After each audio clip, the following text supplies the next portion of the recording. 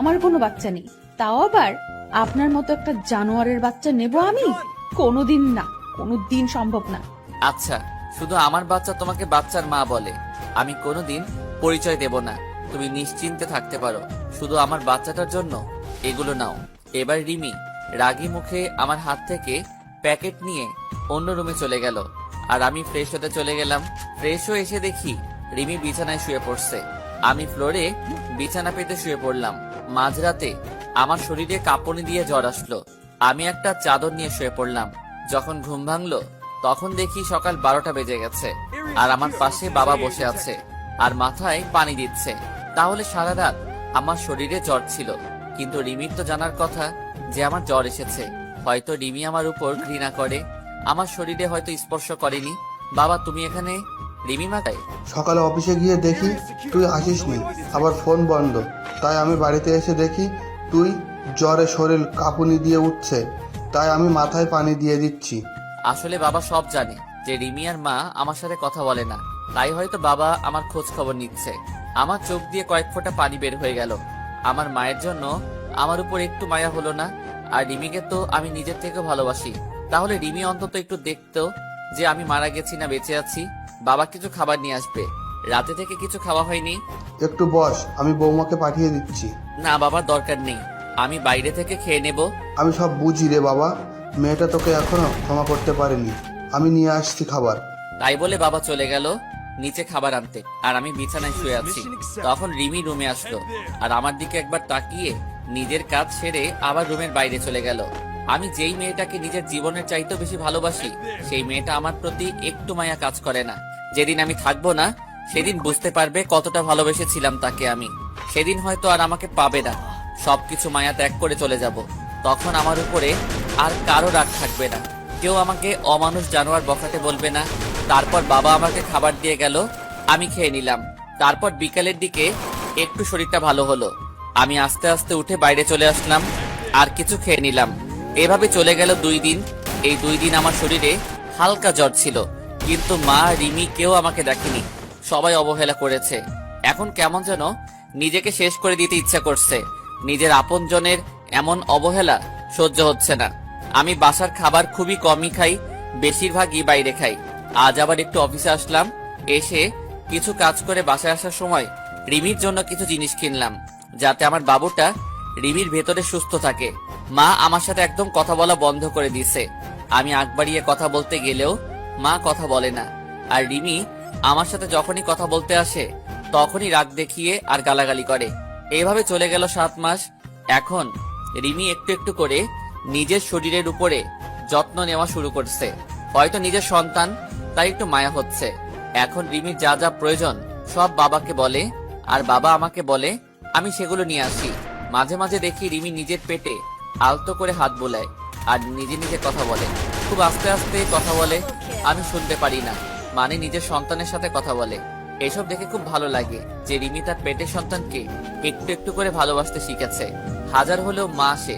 আর রিমি আগে সবসময় কেন মনমরা আর উদাস হয়ে থাকতো, এখন আর আগের মতো থাকে না, আবার আগের মতো স্বভাবটা ফিরে আসছে। আর এখন রিমি আমার দিকে কেন আর চোখে তাকায়, তবে মাঝে মাঝে আমি সেগুলো দেখেও না দেখার ভান করে থাকি। হয়তো নিজের বাচ্চার সাথে সাথে আমার উপরও একটু একটু মায়া জন্মাতে শুরু করছে, কিন্তু সেদিক থেকে আমার কোনো ইচ্ছাই নেই। আমি সারাদিন আমার মতো থাকি, আর রিমি রিমির মতো।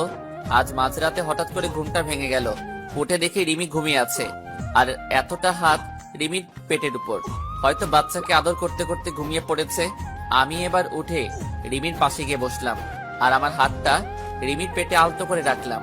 খুব ভালো লাগছে আমার। ছোট বাবুটা রিমির মধ্যে আস্তে আস্তে বড় হচ্ছে।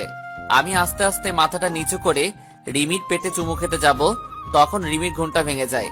আর রিমির পেটে আমার হাত দেখে আর আমার মুখটা রিমির পেটের কাছে দেখে রিমির চোখ রাগে ভরে গেল। আর রিমি আমাকে আমার পাওনাটা বুঝিয়ে দিল। রিমি আমাকে 2টা চড় মারলো আর আমাকে ধাক্কা দিয়ে দূরে সরিয়ে দিল। আমি গালে হাত দিয়ে রিমির দিকে এক দৃষ্টিতে তাকিয়ে আছি, আর রিমির চোখ দিয়ে যেন আগুন বের হচ্ছে। উস্তাদ, তুই আমার কাছে কেন এসেছিস? আমার জীবনটা নষ্ট করে তোর শান্তি হয়নি? ছোট লোক একটা, তোর কোনো মনুষ্যত্ব বোধ নেই। তুই দেখছিস আমার পেটে 7 মাসের বাচ্চা, তারপরে তুই কিভাবে আমার কাছে আসছিস? হ্যাঁ, তোর মতো জানোয়ারকে আমার আর বিশ্বাস নেই। ছি ছি ছি, মনে হচ্ছে আমি এক্ষুনি এই পৃথিবী ছেড়ে চলে যাই। প্লিজ রিমি, তুমি বিশ্বাস করো, আমার কোনো খারাপ উদ্দেশ্য ছিল না। আমি আমার সন্তানকে একটু স্পর্শ করতে চেয়েছিলাম। তুমি বিশ্বাস করো, আমার কোনো খারাপ উদ্দেশ্য ছিল না। বিশ্বাস করব তোকে? তুই ভাবলি কি করে তোর মতো একটা ছোট লোক জানোয়ারের বাচ্চা কুকুরকে বিশ্বাস করব? আমার ভাবতেও ঘৃণা হচ্ছে যে একটা 7 মাসের গর্ভবতী মায়ের কাছে তোর আসতে একটু বিবেকে বাঁধলো না। আজ থেকে তুই আর এই রুমে থাকতে পারবি না। তোকে আস্তে আস্তে মেনে নিতে চেয়েছিলাম, কিন্তু তুই কোনোদিন ভালো হবি না। আসলে রাস্তার কুকুর কোনোদিন ভালো হয় না। আমি আর কিছু না বলে বাইরে চলে আসলাম। এসে ছাদে চলে আসলাম। খুব কষ্ট হচ্ছে আমার। রিমি আবার আমাকে ভুল বুঝলো। আমি তো আমার সন্তানকে একটু স্পর্শ করতে চেয়েছিলাম, আর রিমি আমাকে থাপ্পড় মারলো। নিজের অজান্তেই চোখ দিয়ে 2 ফোঁটা নোনা পানি বের হলো। আজকে নিজেকে শেষ করে দিতে ইচ্ছা হচ্ছে, কিন্তু আমাকে বেঁচে থাকতে হবে আমার সন্তানের জন্য। আমাকে বেঁচে থাকতে হবে, নইলে আমার মতো আমার সন্তানও এমন অবহেলা পাবে। আর নিজের আপনজনের কাছ থেকে এমন অবহেলা পেলে সে নিজেও ঠিক থাকতে পারবে না। তাই আমি আমার সন্তানকে নিয়ে এই পরিবার, এই শহর থেকে অনেক দূরে চলে যাব। চাইলেও কেউ আর খুঁজে পাবে না। সারা রাত এভাবে ছাদে কাটিয়ে দিলাম। রিমির কথা ভাবতে ভাবতে কখন যে সকাল হয়ে গেছে ঠিক খেয়াল করিনি। সকালে নিচে চলে আসলাম। এসে সোজা মায়ের রুমে চলে গেলাম। দেখি মা বসে আছে। আমি মায়ের কাছে গিয়ে মায়ের সামনে হাঁটু গেড়ে বসে পড়লাম। মা, কেন তুমি আমার সাথে এমন ব্যবহার করছো? কেন এমন অবহেলা করছো? তুমি তো জানো আমি অবহেলা একদম সহ্য করতে পারি না। সেদিন রিমি তোমাদের নামে অনেক খারাপ ভাষায় গালাগালি করছিল, তাই আমি রাগের মাথায় রিমির সাথে এমন ব্যবহার করি।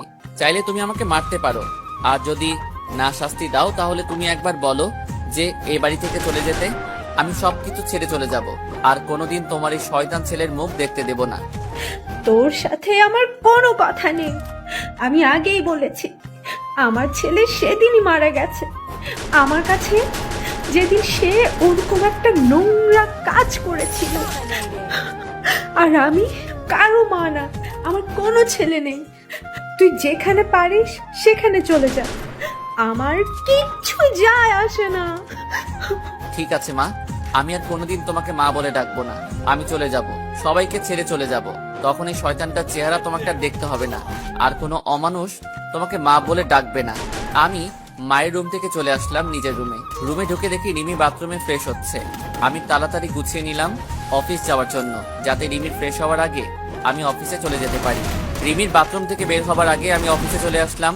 বাইরে থেকে কিছু নাস্তা করে অফিসে প্রবেশ করলাম। সারাদিন অফিস করে বিকালে যখন ছুটি হলো, তখন ভাবলাম এখন বাসায় গেলে রিমি মা হয়তো আমাকে দেখে আবার বিরক্ত হতে পারে। তাই একটু পার্কে বসে বন্ধুদের সাথে আড্ডা দিয়ে রাত 12টার সময় বাসায় আসলাম। বাসায় এসে অন্য রুমে ঘুমাতে চলে গেলাম। আজ আর নিজের রুমে ঘুমাতে যাইনি, কারণ রিমি আমাকে দেখলে আবার রাগ করবে। আবার মাঝরাতে আমি কিছু করব ভেবে সারা রাত জেগে থাকতে পারে, আর সারা রাত জেগে থাকলে আমার বাচ্চাটার ক্ষতি হতে পারে। তাই আজ অন্য রুমে ঘুমিয়ে পড়লাম। এইভাবে আরো 1 মাস চলে গেল। এই 1 মাসে আমি কারোর সাথে কথা বলিনি, মানে কেউ আমার সাথে কথা বলেনি। শুধু বাবা কথা বলতো আমার সাথে, আর কথা বলবে কিভাবে? আমার সাথে এখন কারো দেখা হয় না। খুব সকালে উঠে অফিস চলে যায় আর ফিরি অনেক রাত করে, তাই কারোর সাথে দেখা হয় না। আর যদিও ভুল করে মা অথবা রিমির সামনে চলে আসে, তখন আমি মাথা নিচু করে চলে আসি। আর এই 1 মাস আমি কোনোদিন বাসার কোনো খাবার খাইনি। হয়তো আমার জন্য রান্না করা বন্ধ হয়ে গেছে। একদিন সকালে আমার ঘুম থেকে উঠতে দেরি হয়ে গেছে, তাই আজ আর সকালে বাসা থেকে বের হতে পারিনি। তাড়াতাড়ি ঘুম থেকে উঠে ফ্রেশ হয়ে অফিসে যাওয়ার জন্য তৈরি হয়ে যেই রুম থেকে বের হব, তখন দেখি রিমি আমার রুমের দরজার সামনে দাঁড়িয়ে আছে। আমি রিমির এক সাইড করে চলে আসতে যাব, তখন দেখি রিমি আমাকে কি বলতে চাইলো। আমি শুনেও না শোনার ভান করে চলে আসলাম। হয়তো বলতে চেয়েছিল যে কিছু ফল আর কিছু হেলদি খাবার কিনে আনার জন্য বলতে চাইছিল। তাছাড়া রিমি আমার সাথে কেন কথা বলবে? তাই আমি অফিসে চলে আসলাম। সারাদিন অফিস করে অফিস শেষে ফলের দোকানে গিয়ে অনেক ফল, মাদার হরলিক্স সবকিছু কিনলাম। কিনে বাবার কাছে গেলাম। বাবার কাছে ফলের প্যাকেটটা দিয়ে বললাম এইগুলো রিমিকে দিতে। বাবা কিছুক্ষণ আমার দিকে তাকিয়ে রইল। বাবা সবকিছু জানে যে মা আর রিমি আমার সাথে কথা বলে না, কিন্তু বাবা কিছু বলতে পারে না। দোষটা তো আমারই ছিল। তারপর অফিস শেষ করে রাত 11:30-এ বাসায় আসলাম। দেখি সব রুমে লাইট অফ মনে হয়, সবাই ঘুমিয়ে পড়ছে।